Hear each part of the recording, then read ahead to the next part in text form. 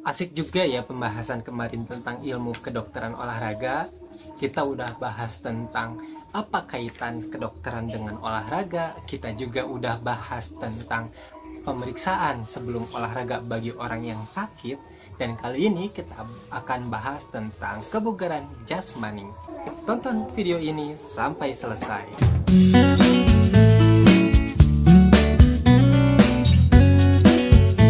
Kebugaran jasmani adalah suatu keadaan ketika tubuh masih memiliki sisa tenaga untuk melakukan kegiatan yang bersifat hiburan atau rekreasi setelah melakukan aktivitas rutin harian. Ada dua komponen kebugaran jasmani. Yang pertama adalah komponen yang berkaitan dengan kesehatan, dan yang kedua adalah komponen yang berkaitan dengan skill. Komponen yang berkaitan dengan kesehatan, yang pertama adalah komposisi lemak tubuh, yaitu perbandingan antara jaringan yang aktif terlibat dan tidak aktif terlibat dalam metabolisme tubuh. Yang kedua adalah fleksibilitas. Fleksibilitas atau kadang disebut kelenturan merupakan ketersediaan ruang gerak sendi dalam memberikan toleransi terhadap upaya gerak maksimal sendi. Fleksibilitas dipengaruhi oleh komponen-komponen sendi, umur, jenis kelamin, dan latihan. Yang ketiga adalah kekuatan dan ketahanan otot. Kekuatan dan ketahanan otot berbanding lurus dengan kebugaran jasmani seseorang. Orang yang memiliki otot yang kuat dan tahan lama akan memiliki kebugaran jasmani yang baik. Yang keempat adalah ketahanan jantung dan paru. Ketahanan kardiopulmonal dapat dijadikan pedoman langsung dalam mengukur kebugaran seseorang. Kemampuan mengambil oksigen saat melakukan aktivitas fisik mencerminkan kemampuan metabolisme yang baik pada orang tersebut. Dalam menilai ketahanan jantung dan paru, terdapat istilah VO2 max yang dijadikan perhitungan kuantitatif pada tingkat kebugaran seseorang. Selanjutnya, kebugaran yang berkaitan dengan keterampilan. Yang pertama adalah ketangkasan, yang mencerminkan keterampilan gerak motorik khusus berbeda yang dilakukan secara berurutan. Lalu, yang kedua adalah kecepatan. Kecepatan mengacu pada waktu yang dibutuhkan untuk melakukan satu atau serangkaian gerakan untuk memindahkan sebagian atau seluruh anggota badan. Yang ketiga adalah waktu reaksi. Waktu reaksi mencerminkan kemampuan tubuh atau anggota gerak dalam merespon terhadap rangsangan yang diterima.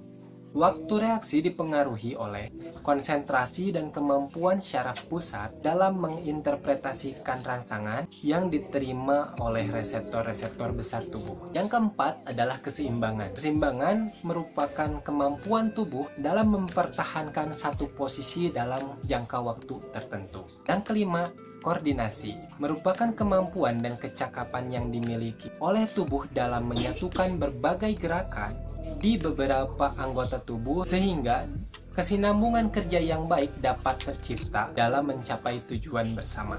Yang keenam, daya ledak otot, yaitu kemampuan otot untuk menghasilkan kerja semaksimal mungkin dalam waktu sesingkat mungkin. Lalu kita harus tahu juga faktor apa saja yang mempengaruhi kebugaran jasmani. Ada setidaknya 6 faktor, yaitu umur, jenis kelamin, keturunan, makanan, kebiasaan merokok, dan latihan. Ada 6 ya. Oke, selanjutnya kita bahas tentang kaidah olahraga. Dalam berolahraga ada 5 kaidah yang harus tercapai, yaitu benar, baik, terukur, teratur, dan progresif. Olahraga yang baik mengacu pada jenis, tata cara, dan waktu pelaksanaan. Jenis olahraga yang baik ini harus sesuai dengan kondisi partisipan. Jadi mungkin akan berbeda antara satu orang dengan yang lain untuk kategori baiknya. Tata cara yang baik dilakukan dengan pemanasan, latihan inti, dan pendinginan. Pasti udah pada tahu kalau itu ya. Lalu, waktu olahraga yang baik adalah ketika cuaca tidak terlalu ekstrim, tidak sedang hujan lebat, dan tidak juga sedang panas terik. Olahraga yang benar merujuk pada gerakan yang dilakukan saat melakukan latihan. Gerakan yang salah akan menimbulkan cedera. Lalu, olahraga juga harus terukur. Contoh parameter yang paling sering digunakan adalah dengan mengukur denyut nadi. Kenapa harus diukur? Supaya kita tahu bagaimana hasil dari latihan yang dilakukan. Apakah sudah cukup atau bisa ditingkatkan atau perlu diturunkan. Lalu, olahraga juga harus progresif. Artinya, beban latihan yang diberikan harus dinaikkan secara bertahap. Karena sistem tubuh akan beradaptasi terhadap beban yang diberikan. Jadi, bisa saja sekarang kita udah cukup lelah untuk menerima beban yang ini, tapi lama-kelamaan beban ini akan terasa ringan. Itulah saat yang cocok untuk menaikkan beban lagi. Penambahan beban secara bertahap ini diharapkan dapat mencapai titik maksimal sehingga tingkat kebugaran yang maksimal dapat tercapai. Sekarang kita masuk ke jenis latihan. Jenis latihan ini ada 3 macam, yaitu latihan aerobik, latihan kekuatan, dan latihan fleksibilitas.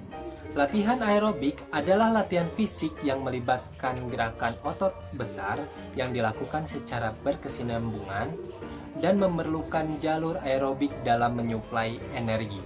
Jadi alurnya adalah penggunaan sejumlah besar otot-otot tubuh. Dari situ akan meningkatkan penggunaan oksigen. Selanjutnya akan terjadi adaptasi kardiopulmonal.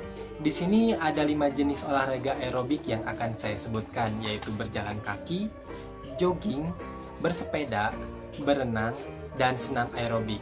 Nah, masing-masing ada kelebihan dan kekurangannya. Jenis latihan yang kedua adalah latihan kekuatan atau resistance training.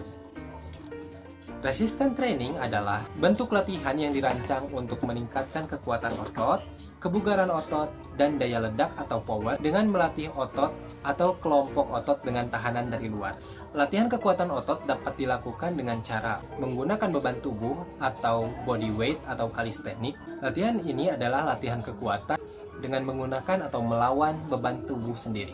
Contohnya adalah push up, crunch, squat, deadlift, dan sebagainya. Latihan ini sederhana, tanpa memerlukan alat atau mesin khusus. Perkenaan otot dan sendi pada latihan ini lebih banyak. Yang kedua, bisa juga dengan beban bebas atau free weight. Ini adalah latihan dengan menggunakan beban bebas dengan alat-alat beban sederhana seperti dumbbell, barbel, atau rubber band. Yang ketiga, latihan dengan beban mesin atau weight machine, yaitu latihan kekuatan dengan menggunakan alat atau mesin yang dirancang khusus untuk kelompok otot tertentu. Contohnya ada chest press, leg curl, atau pectoral machine. Latihan ini melatih otot secara lebih spesifik. Jenis latihan yang terakhir adalah latihan fleksibilitas. Fleksibilitas adalah kemampuan sendi, otot, tendon di sekitarnya untuk bergerak bebas dan nyaman sesuai dengan lingkup gerak atau range of motion secara maksimal. Metode latihan fleksibilitas disebut peregangan atau stretching. Latihan peregangan ini sangat direkomendasikan dalam setiap program latihan fisik. Ada 2 macam latihan fleksibilitas. Yang pertama adalah static stretching, yaitu peregangan yang dilakukan dengan pelan hingga titik tekan atau point of tension atau point of mild discomfort dan ditahan beberapa detik. Peregangan ini merupakan peregangan yang paling aman dan terkontrol untuk mencapai kelenturan sendi. Yang kedua adalah dynamic stretching, yaitu peregangan yang dilakukan dengan gerakan cepat atau lambat sesuai ROM yang diperlukan untuk gerakan olahraga.